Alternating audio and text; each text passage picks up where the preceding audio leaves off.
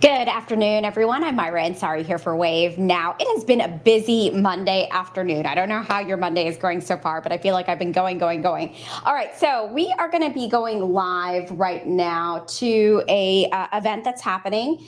The U.S. Senator Mitch McConnell is having his Distinguished Speaker Series right now, and he has a pretty important guest today. It is Oksana Markarova. I hope I'm probably saying her last name wrong, so forgive me for that. She is the ambassador to Ukraine, ambassador of Ukraine to the U.S., and she's being hosted here in Louisville. She's going to be giving a speech with U.S. Senate Republican leader Mitch McConnell.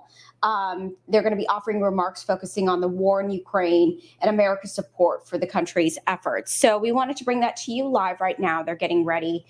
This is taking place at the Chow Auditorium. That's on Ekstrom Library at the 3rd Street, off of 3rd Street. Excuse me. Sorry, trying to read these notes that are off at a distance here. But they're going to be giving a talk, so just waiting for them to get started. I think that's her there at the very front, waiting for things to get started. You can see a number of folks are there right now.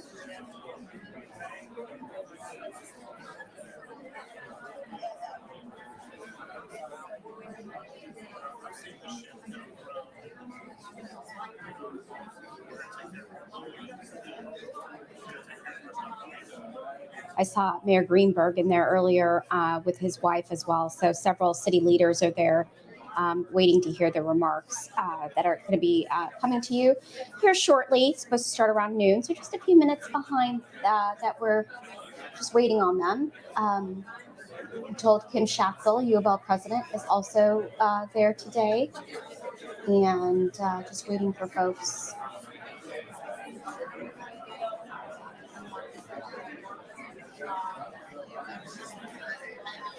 To get started.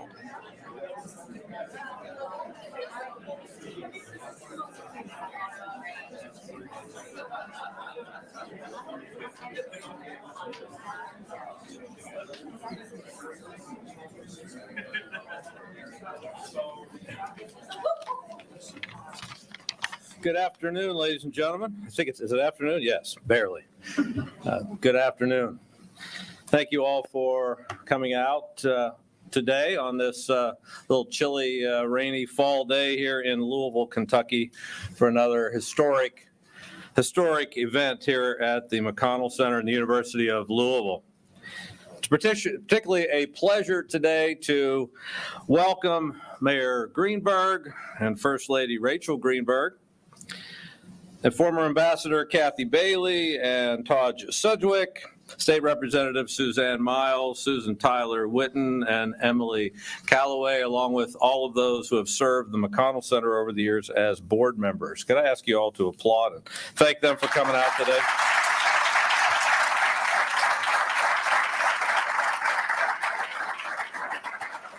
And then if you would, please do me the favor of making sure your phone is silenced at this time. It's also a pleasure to welcome all those on YouTube and the national media covering this event today. It was 30 years ago this month that Senator McConnell first decided to bring a major speaker here from Washington to the McConnell Center. That was Secretary of State George Shultz. With his visit began a more than 3-decade and counting unparalleled lecture series that has brought more than 60 distinguished speakers to our community here in Louisville and the University of Louisville. Those have included luminaries including Colin Powell and Hillary Clinton, Ted Kennedy and Chief Justice Roberts, Joe Biden and CIA Director David Petraeus. Some of those visits have come at historic moments, and many proved consequential for our nation and the world. Today's visit of Senator McConnell and Ambassador Markarova brings the weight of unfolding international crises with it and the inspiration of the human spirit fighting for liberty and self-government. I know I speak for all of you in the room, and that's why you're here today. When I speak for you to say that it is an honor for all of us, I think, to be part of this event. Ladies and gentlemen, with that, would you please join me, rise and welcome the 19th president of the University of Louisville, Kimberly Schatzel, our senior senator, Mitch McConnell, and Oksana Markarova, the ambassador from Ukraine to the United States.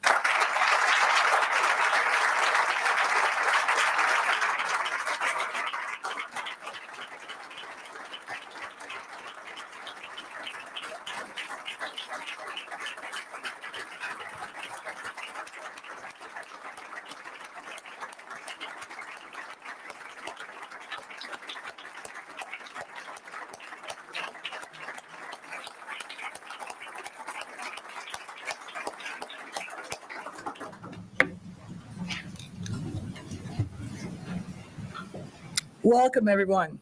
It is my great privilege to welcome everyone and someone who needs no introduction on this campus or in this community. U.S. Senator Mitch McConnell graduated with honors from the University of Louisville in 1964 with a major in political science, and he served as president of the student body. And I got to watch a lot of our students this morning ask some questions to the Madam Ambassador, and you made me proud and made us all proud. I can share that.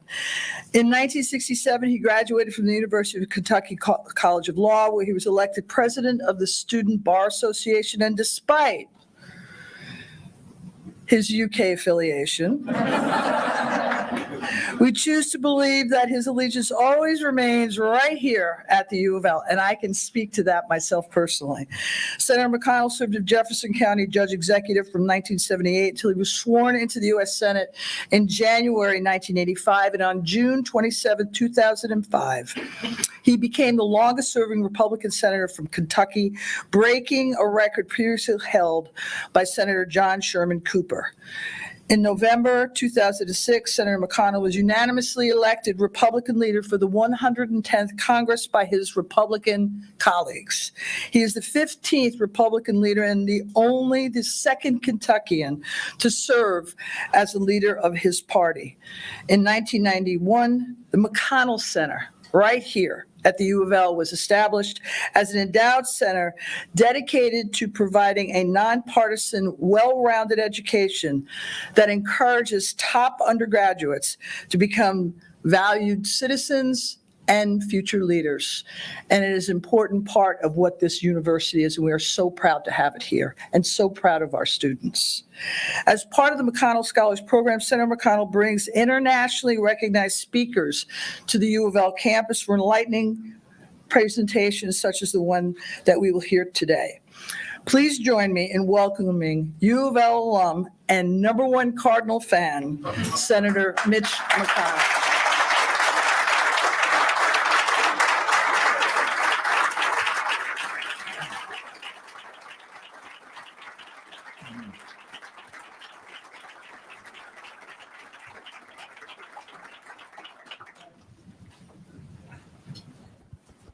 It was a nice win Saturday night. Yeah.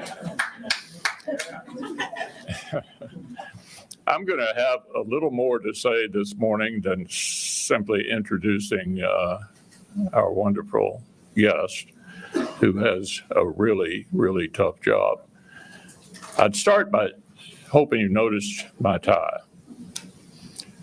I had this tie on when I met with President Zelensky in Kyiv 2 months after the Russians invaded. And so I thought it'd be good to put it on again. And I also told him my dad was a foot soldier in World War II, way down at the bottom under General Patton. And we have letters. My wife and I have an archives here that some of you may know. And we have letters written from my dad to my mother, including one on VE Day, May the 8th, 1945, predicting the Russians were going to be a big problem. So they have been most of my life, and we're dealing with them again, as we have at various points in the past. Kim Schatzel, we're happy to have you here. You've done a wonderful job. You had a chance to hear from Gary Gregg, who's taken this program far beyond what I ever thought might be possible. So Gary, thank you so much. Today's distinguished guest joins us at an especially critical moment in the history of our two countries. Since last February, the people of Ukraine have mounted an inspiring resistance to Vladimir Putin's brutal escalation. Right now, brave Ukrainians are giving their lives to beat back the invasion and restore their country's sovereignty. They're fighting for the basic right to live in peace in their homes. As the barbaric terrorist attacks of October 7th against Israel remind us, this threat is not unique to Ukraine.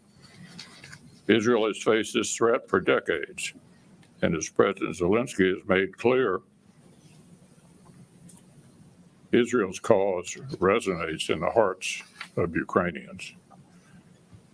Russian aggression and Iran-backed terrorism are clear examples that there's evil in the world. And they seek to do us harm, all of us. Our special guest today, the Ukrainian ambassador to the United States, Ambassador Markarova, knows this firsthand. Over the past 20 months, the ambassador and I have worked closely together, and for even longer, I've been proud to stand with her country, not out of altruism, but because it's clear to me that the threats facing America's friends today are facing us as well. And because the freedoms we hold dearly must be constantly defended.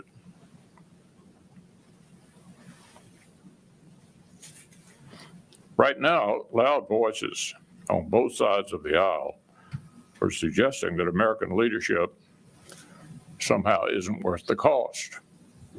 Some say our support for Ukraine comes at the expense of more important priorities. But as I've said every time I got the chance, this is a false choice. A false choice. America is a global superpower with global interests, and enemies of democracy around the world like nothing more than to outlast our resolve to resist Russian aggression. So let's remember what's at stake here. Russian victory in Ukraine would imperil the security and economy of all of Europe, our largest trading partner and strategic ally since World War II, and endanger the engine of our own economic growth here at home. If Russia prevails, there's no question that Putin's appetite for empire will actually extend into NATO, raising the threat to the U.S. transatlantic alliance and the risk of war for us. Such an outcome would demand greater permanent deployment of our military force in Europe a much greater cost than the support we have provided to Ukraine.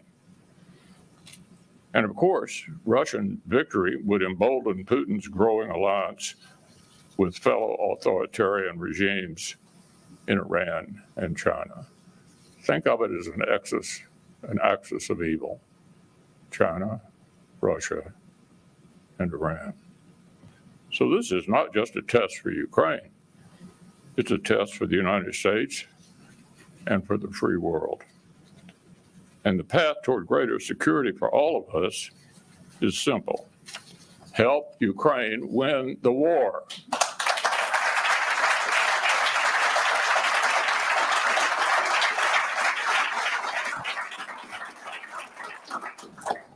That's exactly what I've been trying to do since Russian troops surged toward Kyiv last February. Back in 2021, I repeatedly urged President Biden to give Ukraine more tools to deter Putin's escalation in the first place.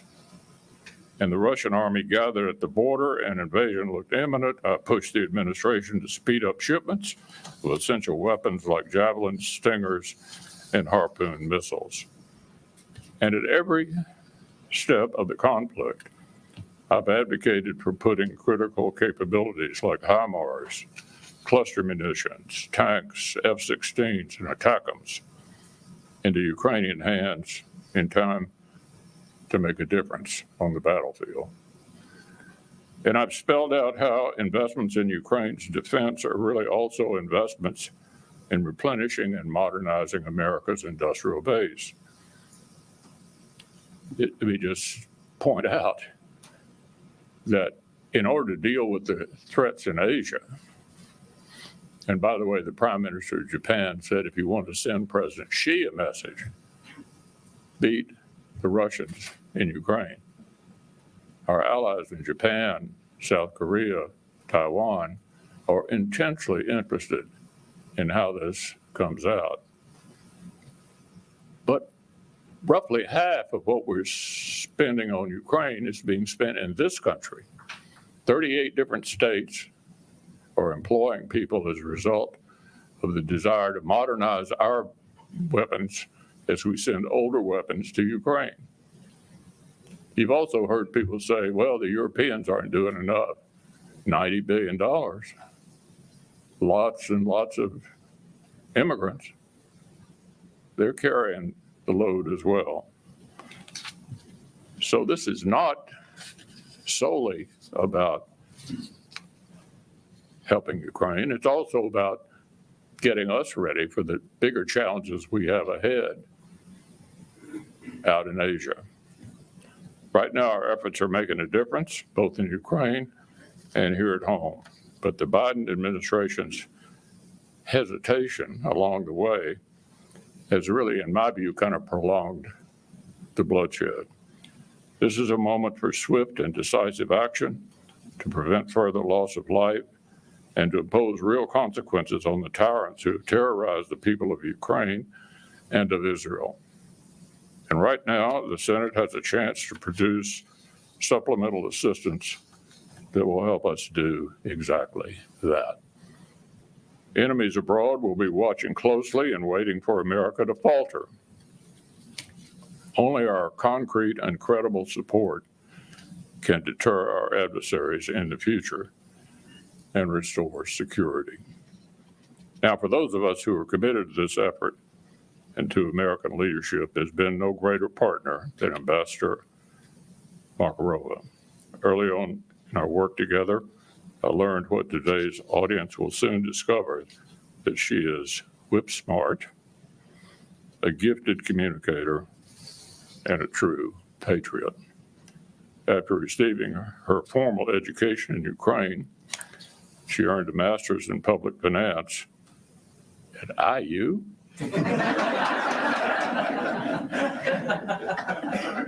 Goodness, that's a sin, but a forgivable sin. Following 17 years of success in investment banking, she answered what she described as her call to action and entered public service. As finance minister, she helped author Ukraine's microeconomic revival program, work to privatize state-owned banks, reduce the budget deficit, and bring greater transparency to public finances.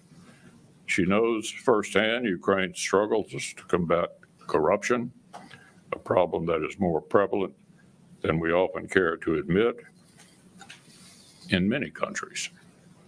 In 2021, she was tapped as ambassador to the United States, and in short order became a wartime diplomat.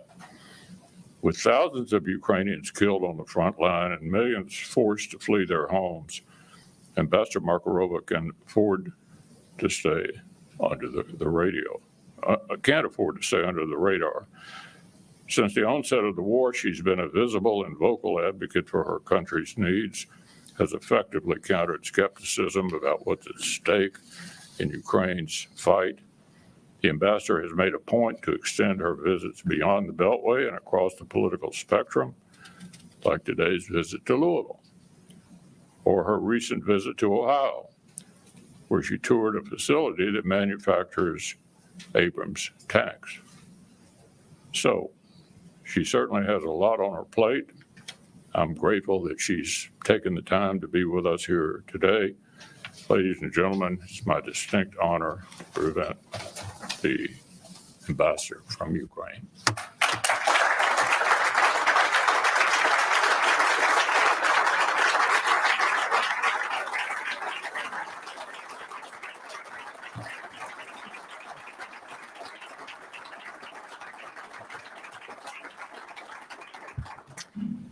Thank you so much, Leader McConnell.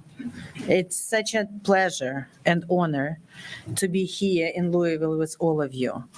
Madam President, Dr. Gregg, thank you for inviting me to this wonderful university. Mayor, First Lady, all the representatives. It's really a pleasure to be here. I always feel home when I'm back to the Midwest, and I have to admit, I do feel home in Louisville, and I hope to be back. It's really a great honor to join the ranks of so distinguished speakers who spoke here before me during these years. And I also want to start by using this opportunity to thank Leader McConnell for all your support, not only during this difficult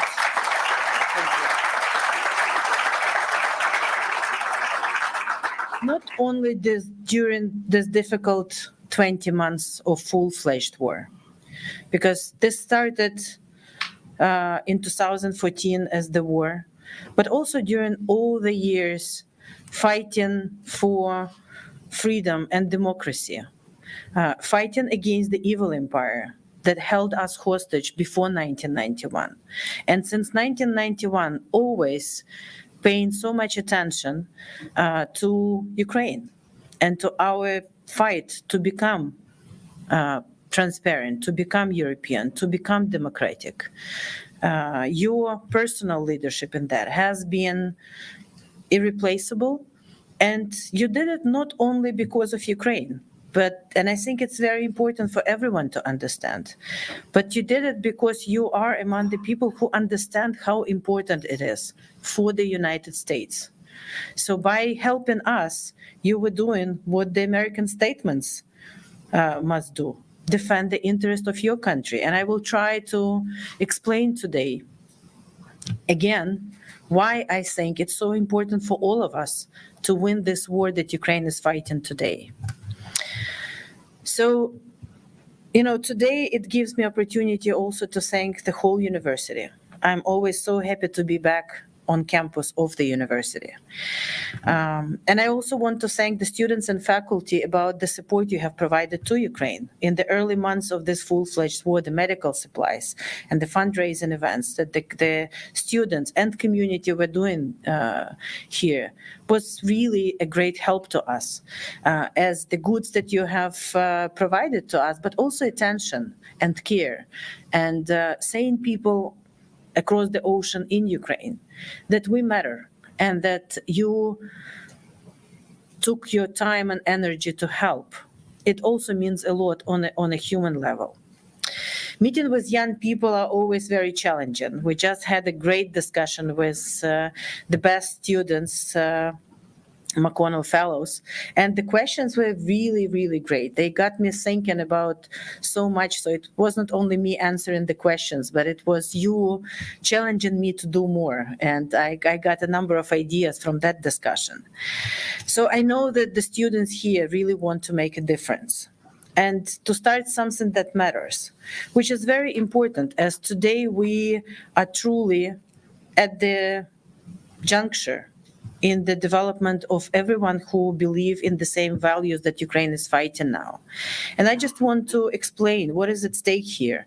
And, I know that the majority of people here see it the way I see it, but I think we have to continue explaining it to people so that people can support us. Because the result of this war, and whether Ukraine wins, and of course I, as the Ukrainian ambassador, think we must win, is very important for Ukraine. It's existential for Ukraine, but it's also very important for all of us in transatlantic family and all of us who believe in freedom and democracy. Looking at people here at the university, I think about my student years. And it was, just after the collapse of the Soviet Union, finally, and after Ukraine became independent. On August 24, 1991, Ukrainian parliament adopted the Declaration of Independence. It was just 32 years ago. And then the referendum was held. And on that referendum in 1992, 92% of Ukrainians voted to be independent. 92% everywhere. In Crimea, in the south, in the north, in the east, in Donetsk, in all the areas Russians are trying to make people throughout the world believe that somehow we had different views. 92%. I remember discussing it with my parents. I remember how excited they were. It was unbelievable time of unseen potential. It was the beginning of the new era for Ukraine. It was the beginning of the bright future for Ukraine. All Ukrainian breathed a sign of relief. After literally 70 years of Soviet occupation, when just any anti-Soviet discussions, any sentiments, any doubts voiced, even not through the official channels, but just talking to people, could potentially end up with sentences in Gulag, as it happened to millions of Ukrainians. After 70 years of that, the people of Ukraine became free. And after that, we could start living like we wanted to live. We started developing market economy. We finally returned to entrepreneurship, which was criminal under the Soviet planned economy. We started talking about investments and developing our own political system and developing, relearning our true history. We could finally speak our own language, Ukrainian, without being punished just for that, just for speaking your own language. In short, we could finally be ourselves, which is such an understandable idea, I think, for Americans. This is what true freedom and democracy means, just to be yourself. I entered Kyiv-Mohyla Academy, the first university that I graduated from in Ukraine. And in Kyiv-Mohyla, there were many American professors, including those who studied and researched Holodomor, the genocide Russians did in 1932-33, many exceptional professors. And they all taught us to be open, to be to learn about Ukraine, but also about the world, and also to use every opportunity to work and fight for freedom and democracy. Thinking back to those years, I, of course, cannot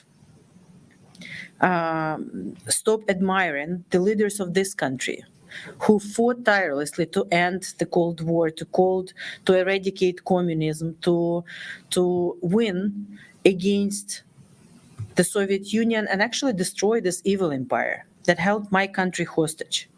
So during all these years, US has been a strategic partner and friend, and we're really grateful for all the support that we have received.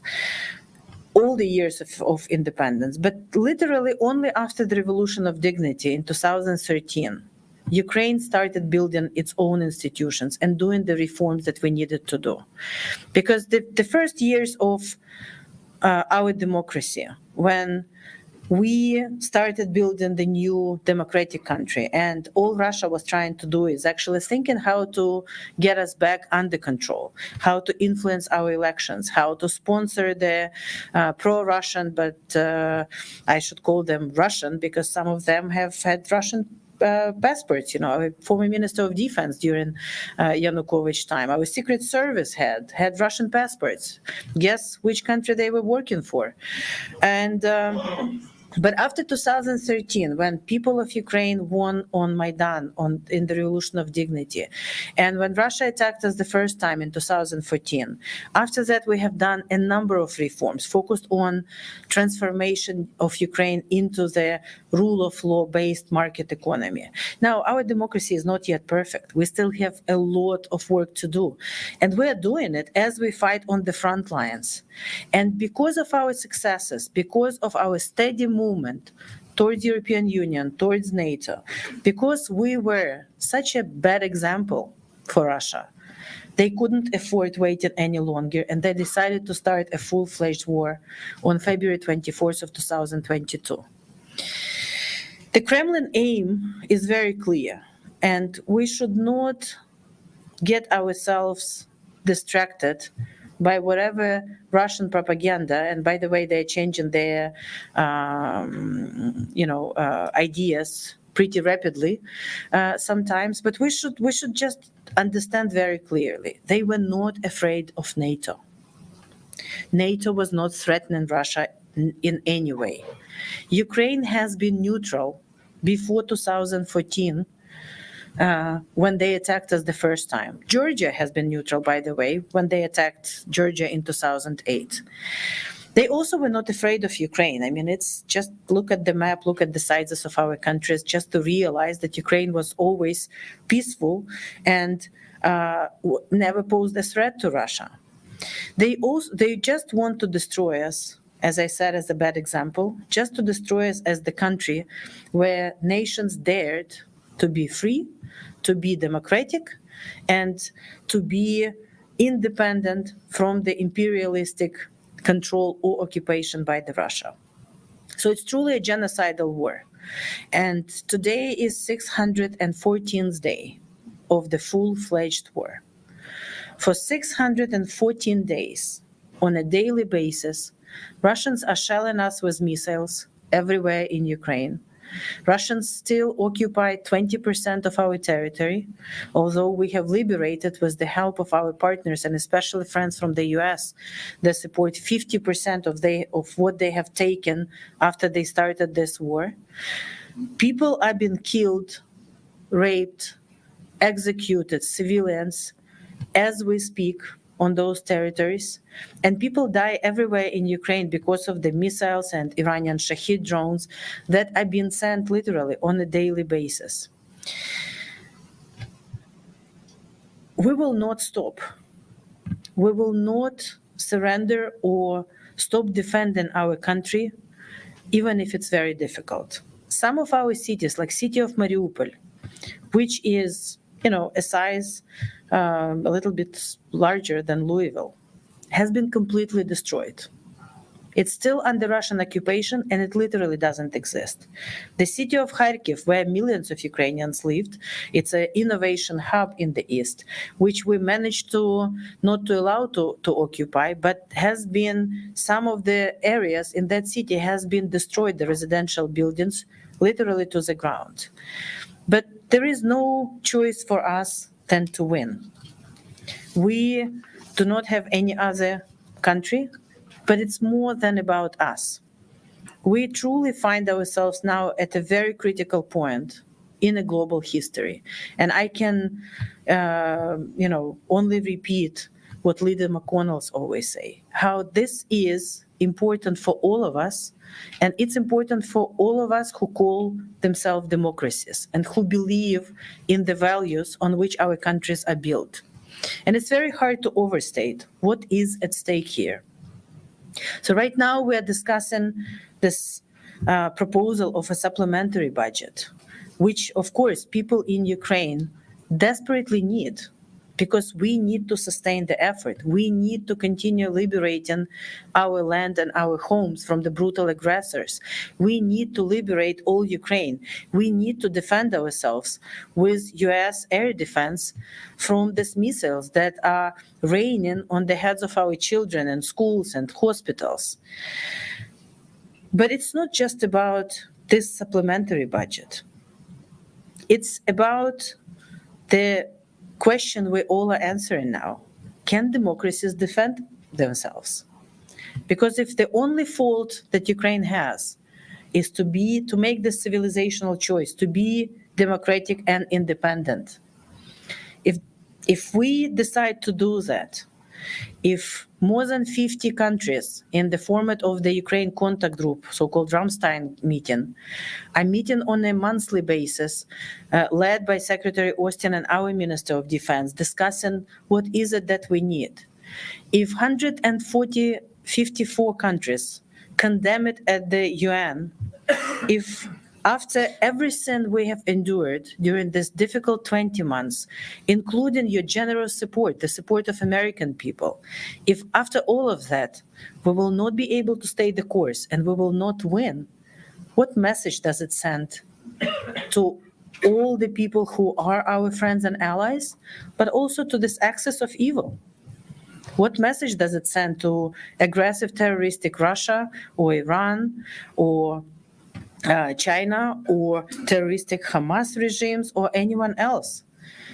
Can we afford the answer to the question that it's okay in the 21st century to use brutal force to attack a peaceful country and get away with it? And I think, everyone in this room, but I think everyone who truly believes in democracy knows the answer to that question. Why this will be devastating consequences for Ukraine, I don't think I have to explain to you. It's an existential war for us. And unfortunately, after what we have uncovered in Bucha and in Izum and all the places which we have liberated, and we have seen horrors that all of us in Europe thought we would never see after World War II, with civilians with their hands tied behind their back, shot in the back of their heads, children. We know that every day is an opportunity for us to prevent that on the occupied territories.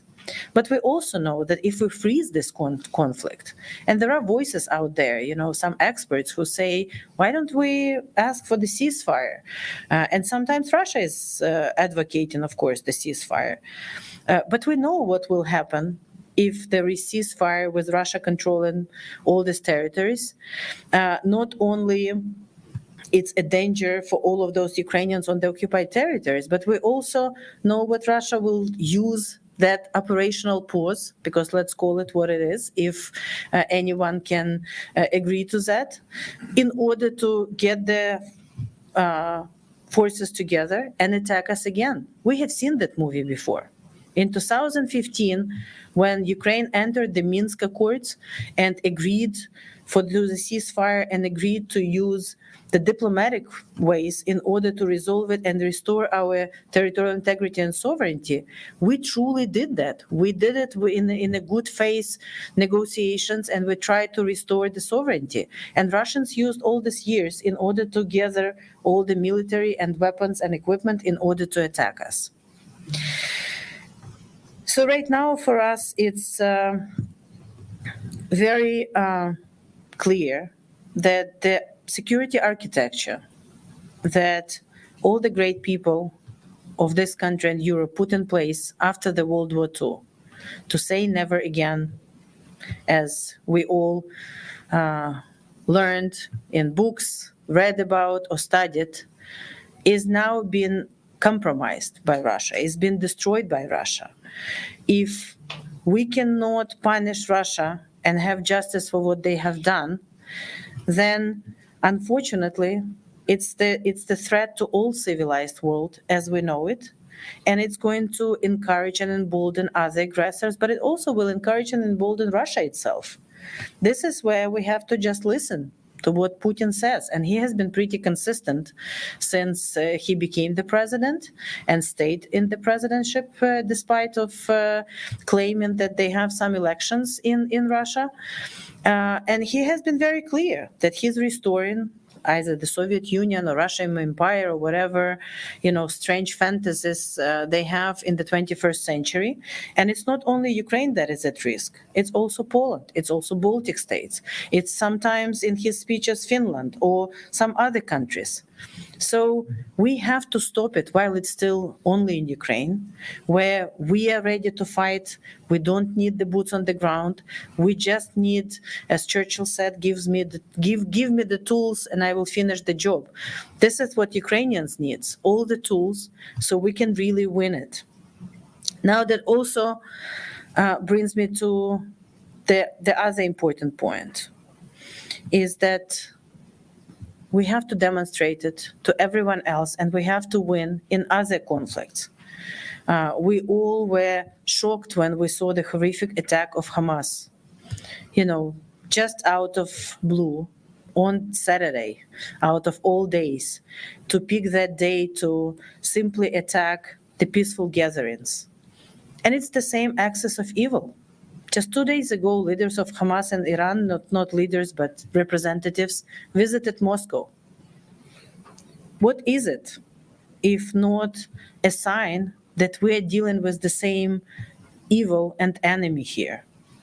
Just, so many times already during the past months, we have been showing how these Iranian-made drones, which Russians called Giran, Iranians called Shahid, it doesn't matter. It's Iranian goods against all the restrictions put by the UN and the civilized world that have been produced in Iran, now been co-produced in Russia, and that are used to attack schools, residential infrastructure, energy grid in Ukraine.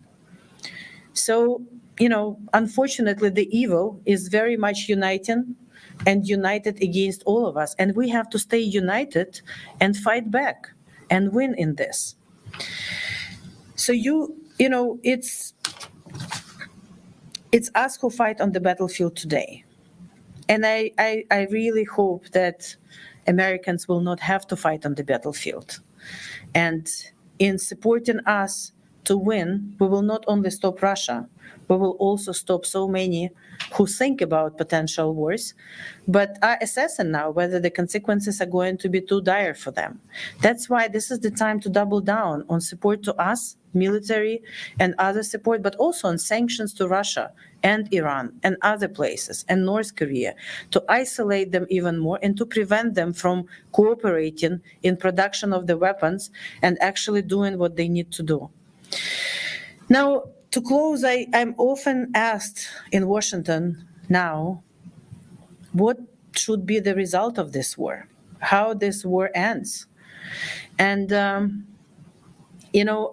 of course, when I'm asked to answer in details, I provide more details on our plans and the mission and how we actually can and will, with continued support, liberate all Ukraine. And our President Zelensky is very clear about how the win should look like, and the peace formula that he has put forward was not only the physical liberation of Ukraine, return of all of the Ukrainians, justice that should be served. So it's very clear. But there is also a very short answer, which I like to give recently, just quoting one of your great presidents, President Reagan, who said, "We win, they lose." This is a great answer, I think,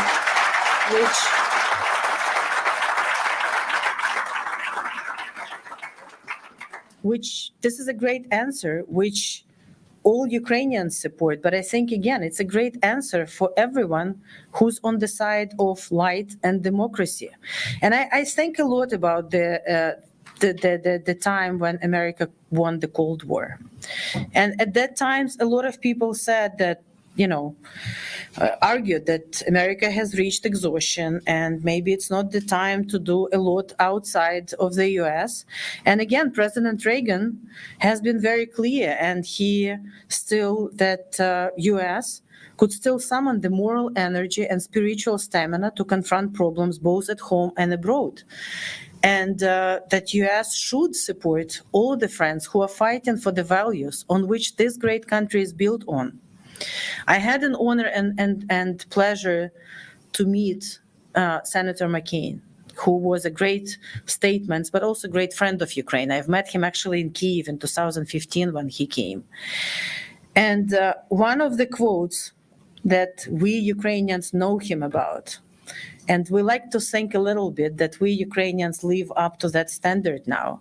But I think that quote also is a great quote now because it explains what America was, what America is, and what America will always be as the true democratic leader. So Senator McCain said, Americans never quit. We don't hide from history, we make history.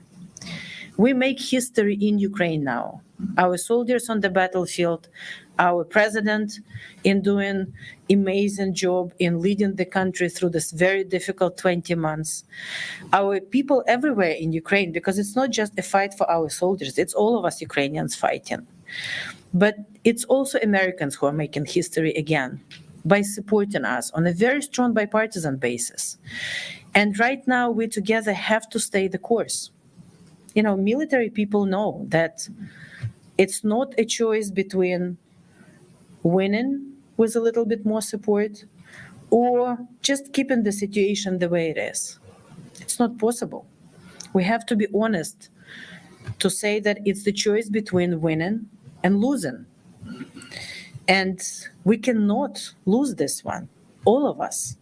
We cannot and we don't want to live in the world where you can be a democracy, make a choice to be a democracy, and lose. So we have to win this one.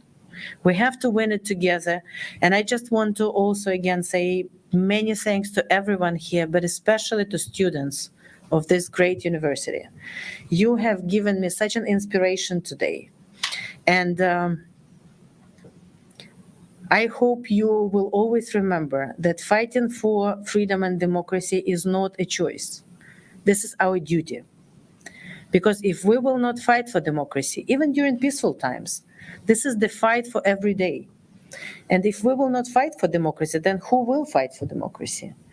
And it's so easy to get used to peace and prosperity and good life and pluralism and discussions. We all take it for granted when we have it. And unfortunately, then some terroristic, aggressive nuclear state comes and challenges it.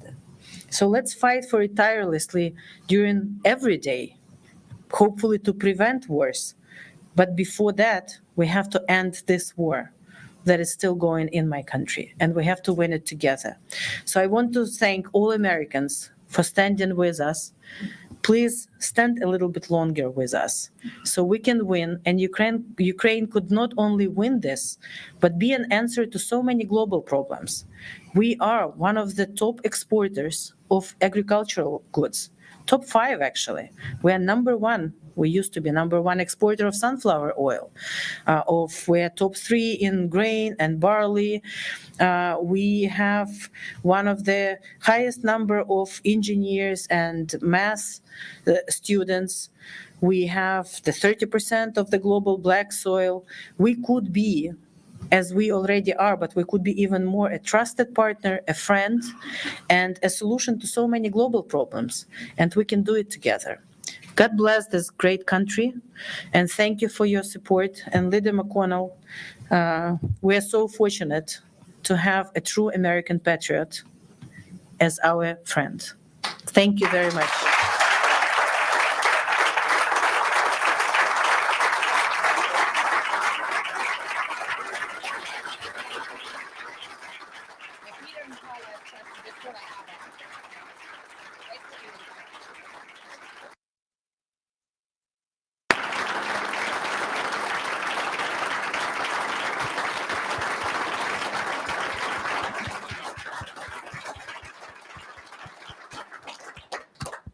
Ambassador has agreed to take a few questions. They will be asked by Yelena Bagdasarian. Yelena? Hi, thank you again so much, Madam Ambassador, and thank you to Leader McConnell for this opportunity. We're just going to be reading some questions from the audience that have been provided. So first, given your background in finance and commerce, how do you see the economic and trade relations between Ukraine and the United States evolving? What steps are being taken to enhance these ties for mutual benefit? Thank you. This is my favorite topic, actually, so thank you for that question, because, we have to win the war, but we also have to win the peace. And the reason why we are focusing so much on developing economic cooperation between our two countries, because it will help us to prepare the situation for the reconstruction after the war, which will be the most inspiring, really, project after the reconstruction of Europe after World War II, but also because it happens now already. So not only we have some resources already in the previous supplementary, again, thanks to the generosity of the American people and Congress, for the reconstruction, for economic development. President Biden appointed a special envoy on reconstruction, Penny Pritzker, who has been already in Ukraine, who's meeting very actively with all the counterparts. We have created a coordinating platform with G7 countries and all the international financial institutions. But essentially, the make it or break it question is going to be whether we will be able to attract as much business, especially American business. I'm the ambassador to the US, so this is my deliverable also to do, to this future reconstruction of Ukraine. We have actually a lot of American business on the ground, and companies like Cargill's and ADM's and Bunge and Boeing, for example. Boeing is one of the companies that increased their office during 20 months of war. They added 100, they have their R&D center in Ukraine, and they added 100 engineers to their now 1,100 staff in Kyiv. And there are so many other companies, but we want more companies to come and develop, especially in the areas of agriculture, especially in the areas of different materials. So Ukraine can be a trusted supplier for the supply chain for the US, because that's another take out from this conflict, is that all of us in finance and economists, I think, made the mistake thinking that just developing business relations will actually bring countries together. No. If you deal with countries who have different values, they will simply use these economic relations to weaponize them, as Russia and others did. So I think the challenge for all of us to enhance our national security is actually to develop business ties more with the countries who have the same values. But it's going to be a very exciting project, which we started now because we repair as Russians destroy something even now. And we don't just want to build or rebuild Ukraine how it was before. This is our chance to leapfrog and use all the best technology, all the best knowledge that is out there in energy, in production, in agriculture, in everything else, in order to leapfrog into this Ukraine, which will deliver better, of course, to Ukrainian people, but also be a fastest growing partner of the US, of European Union, and of course that all comes together with our European integration. So this is very important. We would like to become self-sustainable as soon as we can. Of course, now we're dependent a lot on our friends and partners, and again, we're very grateful to the American people for this support. But the support in reconstruction and business development is providing us with the fishing rod rather than giving us the fish. So this is such an important part of the support, because it will allow us to develop faster. And one very important area of development is the defense sector development, something that we all thought we're living in a safer place and we don't need to have as many weapon systems. Well, we were wrong. I think none of us want to use them. We all want to live in peace, but it's clear that we have to have that in order to protect our countries. And Ukraine could be a very important partner in that, because even now on the battlefield, we have a lot of Ukrainian-made drones, which are it's a new warfare, the maritime drones, the other drones, which are Ukraine designed and produced and which we're using. And we're cooperating with a lot of American companies in that area. Thank you. All right. Our next question asks, can you talk about misinformation or propaganda and how has that affected the conflict, either positively or negatively, internal to Ukraine or on a global scale? The Russian disinformation, as we discussed before, is part of the toolkit they're using in this war. They actually used it even before. So, to present Ukraine as a failed state, to talk about how we are not only failed state, but very corrupt state. We've heard it all even before. Not to say that we don't have problems. Any country has. And we had, before 2013, we had systemic corruption in our country. That's why we have embarked on so many reforms. But, the propaganda before always was trying to represent Ukraine as a problem, as a non-existent country, also spread false information about our history, about our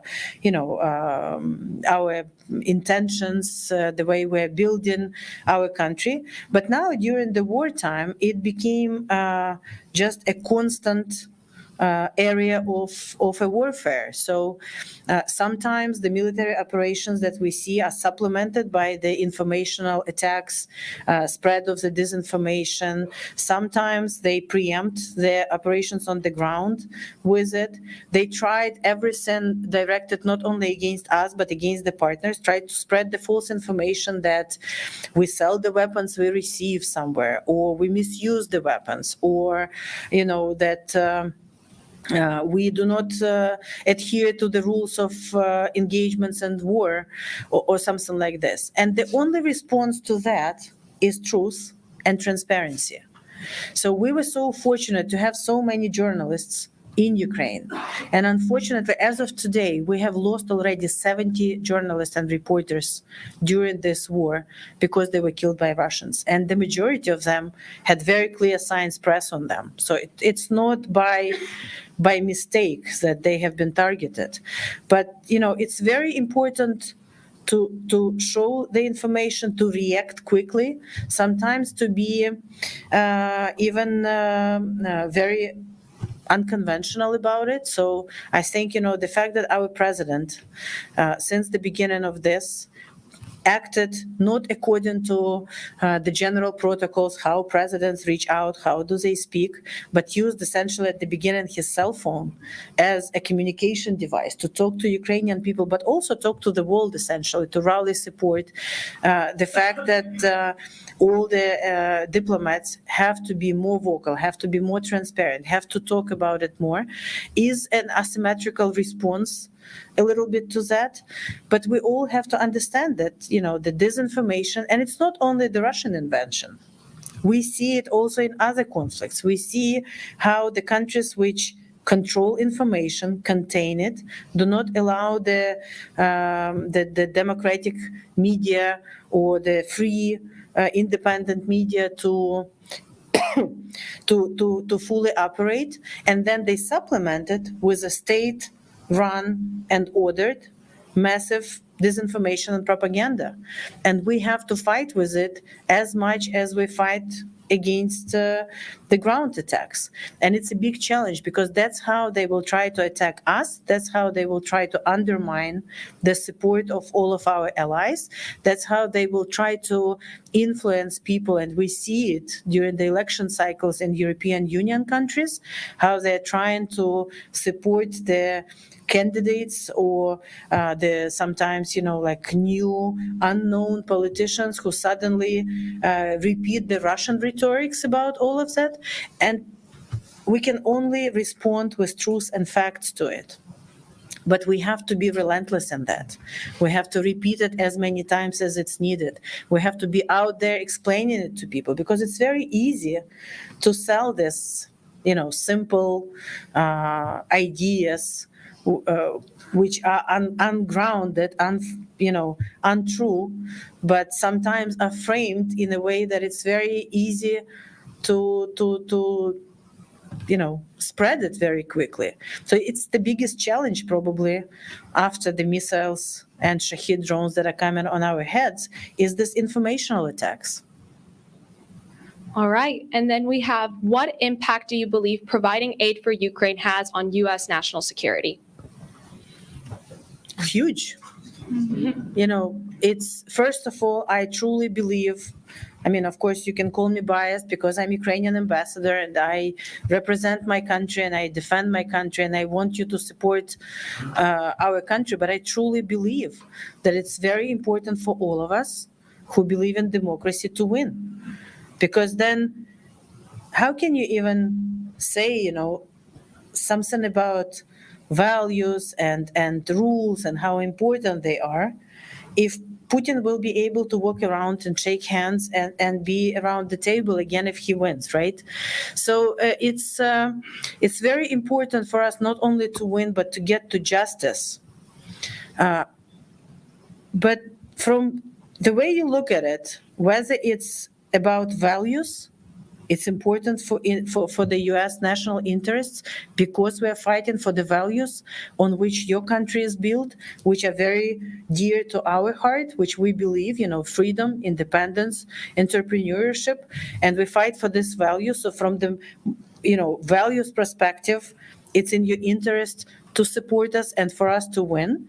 If you look at the, national security / efficiency perspective, this is the enemy, which is the enemy of your country. Listen to what Putin and Russian Federation are saying. All the anti-Americanisms, all the, not to mention his horrible anti-Semitism, anti-human, the horrible stuff which has nothing to do with normal people. But it's constantly against the Western world. It's constantly against it's who he sees as his enemies. And we are actually decreasing his capabilities at a fraction of the budgets that has been spent on containing that risk for a long time, whether it's about jobs and support here, because again, the supplementary budgets have been very welcomed and very well appreciated by Ukrainian people, by President Zelensky, by all of us.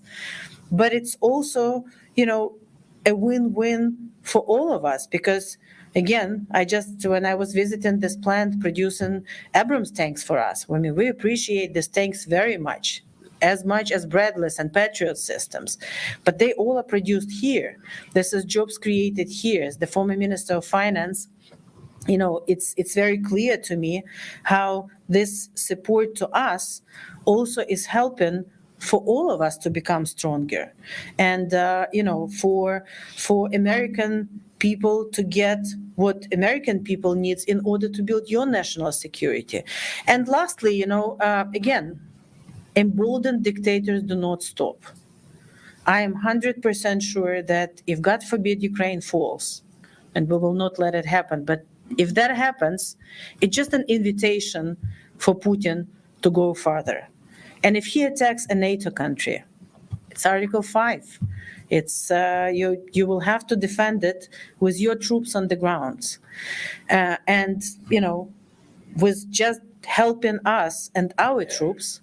As I said, we can stop it while it's still in Ukraine. We live, unfortunately, so much in 1939 moment, and we just have to realize that this new Hitler has to be stopped while we can still stop him in Ukraine.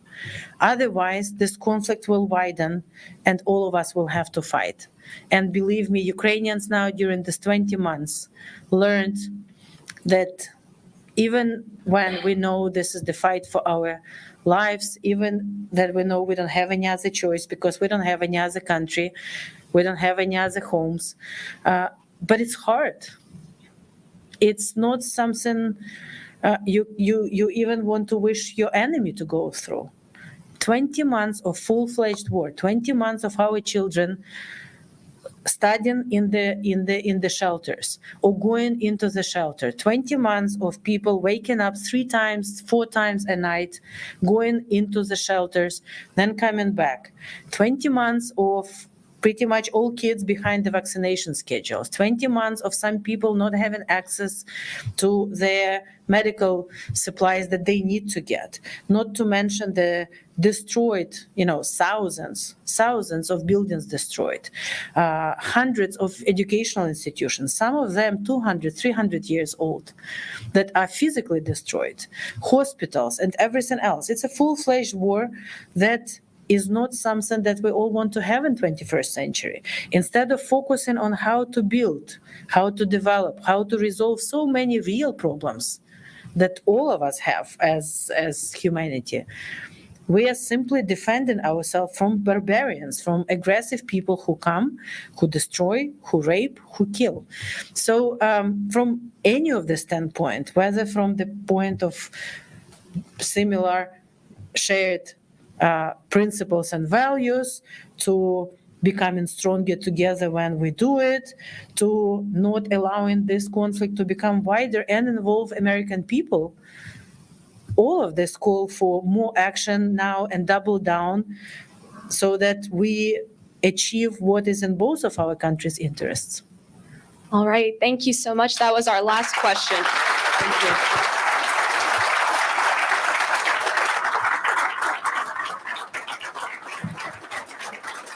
Thank you very much.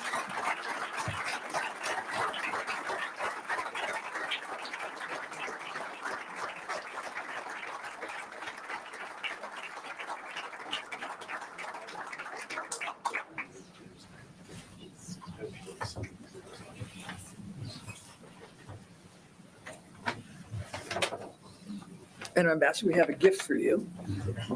If you'd like to come up.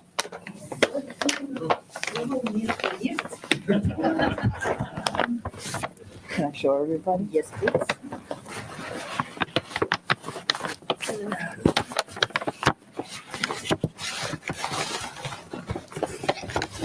So I've been here for almost 10 months.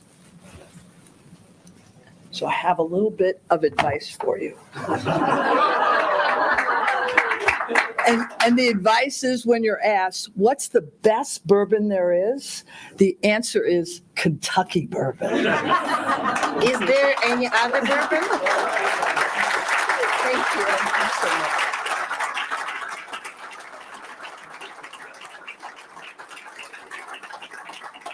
Now, this will officially be called a victory bottle. We'll keep it at the embassy, There you and go. we'll drink it when we win.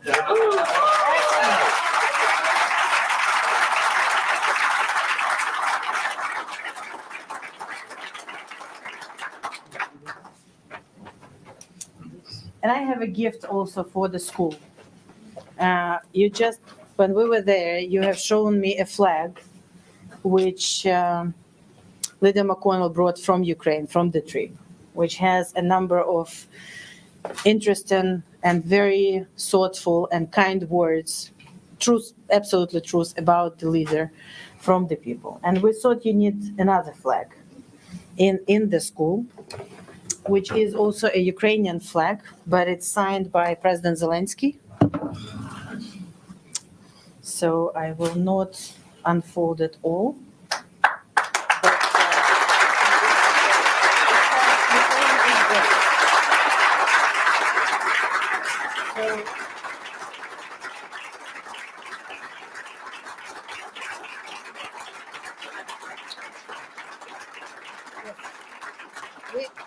We definitely need you, Leader McConnell, with us in this meeting.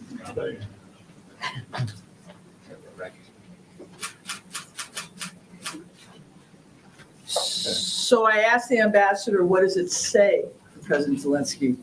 And heroic Ukraine is brave and science. That's great. Thank you.